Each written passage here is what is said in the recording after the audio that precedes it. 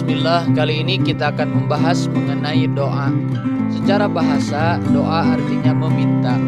Sedangkan secara istilah diambil dari kitab-kitab klasik karangan Ashab Imam Syafi'i, disebutkan yang pertama, thalabul amdi ilallahi ma yanfa'uhu aw yadfa'u darrahu anhu. Memintanya seorang hamba kepada Allah Subhanahu wa taala atas kemanfaatan bagi dirinya atau meminta perlindungan dari kemudaratan. Yang kedua adalah thalabul abdi rabbahu ma yahtaju lahu min khairi dunya wal akhirah. Memintanya seorang hamba terhadap Tuhannya atas apa yang dibutuhkan baginya dari urusan dunia dan akhirat. Dalil-dalil yang mengenai doa ada banyak dalilnya, disebutkan diantaranya surat Ghafir ayat 60, qala rabbukum ud'uni astajib lakum. Tuhanmu berfirman, mintalah kepadaku maka aku akan mengabulkannya. Syukran, jazakumullah khairan.